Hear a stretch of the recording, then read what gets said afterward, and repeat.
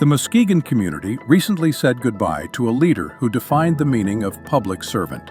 The Honorable Darrell Lee Paige was a lifelong resident who spent over 30 years working to make our corner of Michigan a better place. For a quarter century, Darrell was a steady hand for the city of Muskegon Heights, serving as both a councilman and mayor. Most recently, he served our region as the Muskegon County Commissioner for District 7 and chair of the Board of Public Works.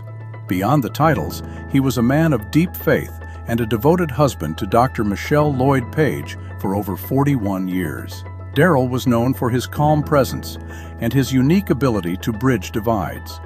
He remained a man of the people until the very end, famously staying accessible to his neighbors even while facing his own health battles. Today, we invite you to look back at the heart and wisdom of a man who truly loved Muskegon. We are honored to present this interview about Muskegon Heights schools from 2021, a chance to hear his wisdom and his heart for the place and people he loved so dearly. Hello, my name is Darrell Paige, and I'm a former graduate of Muskegon Heights High School, or public schools. I'm also the former mayor of the city of Muskegon Heights and the first graduate of Muskegon Heights High School to be a mayor of Muskegon Heights, the city of Muskegon Heights, Michigan. I am a proud graduate of Muskegon Heights Tigers, year 1977, probably one of the greater classes to ever come out of Muskegon Heights High School, and I'm sure that will be argued. I have very good, my classmates, very good rapport with them, love them all. We consider ourselves, mainstays, historical, and some of the former leaders of Muskegon Heights as well. And we're sure that would be argued as well. Now, these block letters, the MH, is what most considered to be the logo for Muskegon Heights. You have several with the tiger, you have several with the T and the tiger stripes, and so on and so forth, very, very different logos. But this is the classic, this is the go-to, this is the stand. As you can see, most of us are going to be wearing our colors. A tiger bleeds orange and black, okay? You're never going to find us without our skin. What makes Muskegon Heights great is from a school standpoint and a city standpoint, it was always a close-knit community. When I came up, I think we started probably with a population of around 16,000 or so. It may have been higher, but when I came through school, that's what it was. Now I think it's about 10,000. A lot of people have moved in and out of the community. Community was always tight knit. Several of my cousins, my relatives, my best friends have been made here. Relationships have been made here and carried on through. Some of my best friends growing up are still my best friends, and that's male and female. I have brothers and sisters by other moms and stuff, and that's what we call them. Where I could go to their house and sit down, have a conversation. Their parents would talk to me as if though I was their son, and vice versa with my parents talking to them. Unfortunately, I lost my mom recently and stuff, and a lot of my friends came to her service and stuff, and we had a good time just reminiscing and talking about things that happened when we're in school, when we're out of school, and some things I didn't even know had occurred and stuff that my mom had talked to them about. And like I said again, it's basically, it happens with my friends talking to my mom. It happens with me talking to my friends' moms. Generally, when we go in each other's houses, we call the parents of we call the other parents mom and dad as well. My friends are my kids' godparents, and that's the tight-knit kind of thing it is. The community always watched out for each other. There used to be a saying a long time ago when I was younger, no one would lock their doors in Muskegon Heights. It was only a screen door. Screen door used to stay open all night. No one had any fear of anybody walking in on them, during the night. and doing anything that was, unseen or improper and stuff. Everybody pretty much stayed in their place. We are still pretty much that community. It just has to be found again and stuff. There are people who are always willing to help. There are great staff people, at Muskegon Heights Public Schools. There are great people in the city of Muskegon Heights. I used to say all the time to my council, because as I said before, I was a former mayor, if we're not here to work for the city and the citizens of Muskegon Heights, then why are we here? We serve the people. The people won't serve us and stuff. And that's one thing you have to remember when you're in public office or you're working in the public school system. You have children, students, classmates, colleagues who are going to come to you for input, for information, for help sometimes. And you in turn will go to them. And that's the kind of sharing that this community had. You don't necessarily have to be from the community, but working in the community, you still have that sense of helping, sense of wanting to be here. The kids, I used to say it all the time, we used to come in early. And we're supposed to be here early, but let's come in early just to meet the kids, especially on Mondays, to try to get a gauge and a feeling as to how their weekend was, because you can tell just by an expression or a look when the kids came in if they had a bad week or if they had a good week.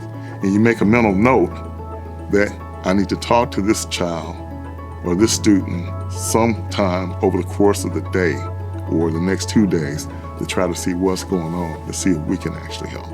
So what were some of the memories and some of the people who helped me or I thought had moved forward in terms of the legacy of Muskegon Heights? And I was talking about some teachers, and I would be remiss if I didn't say that Miss Hanson, Judy Hanson Parson, great teacher, Miss Cook, Miss Lorraine Navarre, Miss Wright, Miss Smith, and a host of others. Don Pulliams is no longer with us. Glenn Metcalf helped mold a lot of people in my class and stuff. And when you go forward, you're talking about younger people. You're talking about Miss Tatum. You're talking about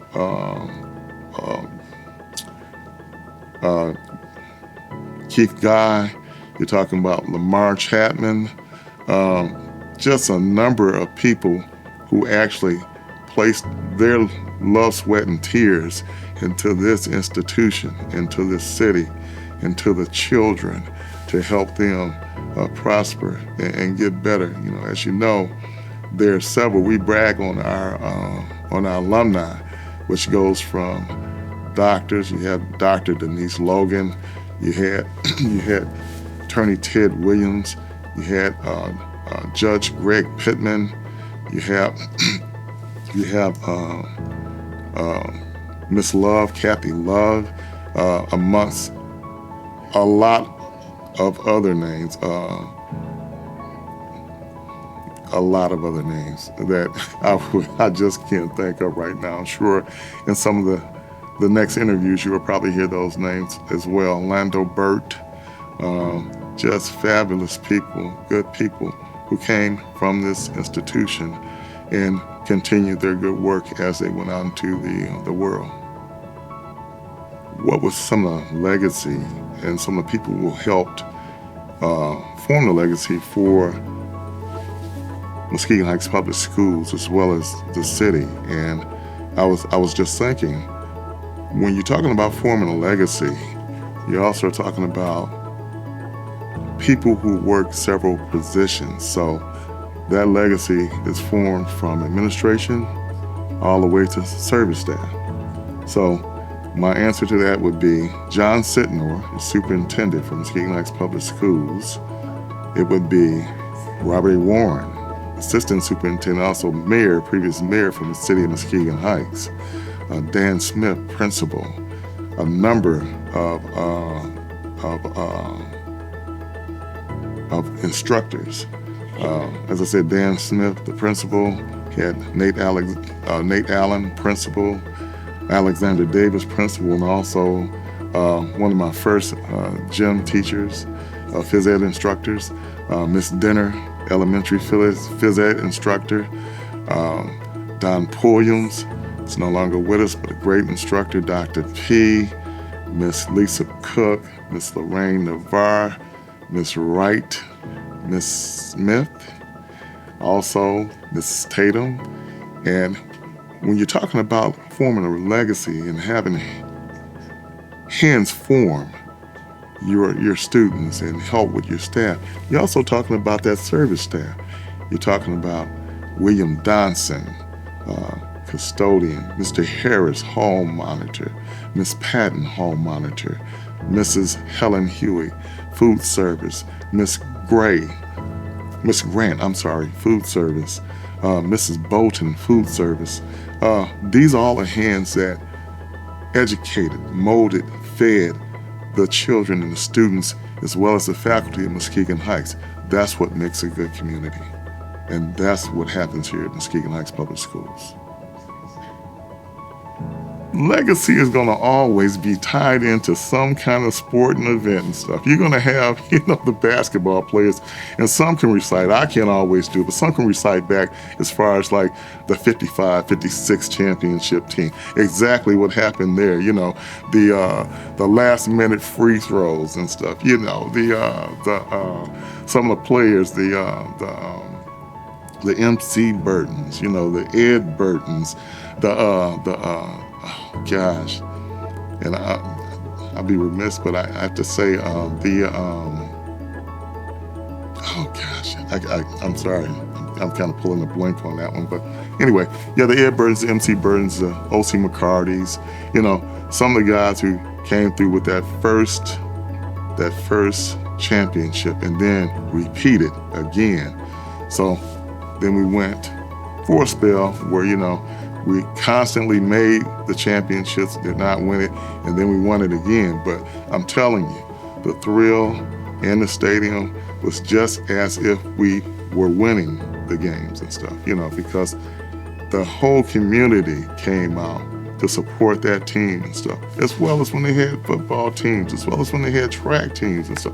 I myself ran track, had one of the great track coaches, Theodore Martinez was my track coach, and I can recall when I started as a freshman, we didn't win a meet, and he held us together, and when I graduated, we almost pulled off state, but the next year they did pull off state, so that was a good thing. We kind of like built up. But when you talk about legacy, when you talk about things like that, you're talking about sports, you're talking about people, you're talking about your John Sitton, superintendent. You're talking about your C.F. Boat, Cornelius Boat, who the gym was named after and stuff, who used to be the superintendent here as well and stuff. You're talking about your instructors, your Mr. P, Dr. Padres. You're talking about Brother Harris and stuff. You're talking about some of those guys and stuff, and some of the young ladies who are also, taught us, and, your Arthur Sanders. People just pour their souls in to, educating and providing for the students, as well as the faculty and stuff. I mean, you had some people who would stay here late nights just to see things happen for the kids and for this community. So their hearts were really poured into community. Talk to your parents, talk to your grandparents if they're still here with you. They can tell you some things about it. And the thing is that don't only talk to people in Muskegon Heights, talk to people in Muskegon as well, because some people in Muskegon, the Muskegon County area, actually went to Muskegon Heights.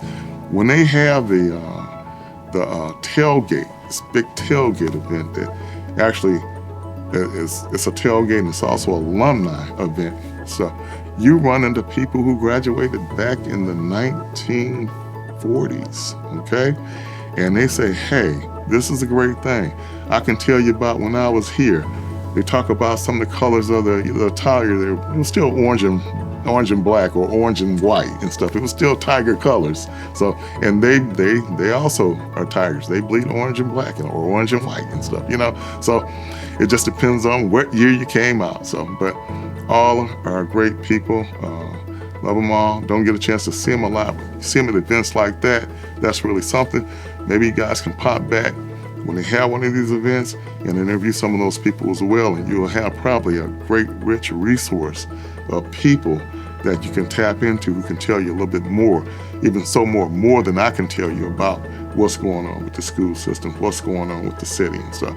And they'll tell you and stuff, to be honest, hey, would like to see it doing better and stuff, but they're also willing to help make it better. So, you just have to reach out to them. They're willing to help, just got to reach out to them and say, hey, we need your help. So I think that's what you guys are doing.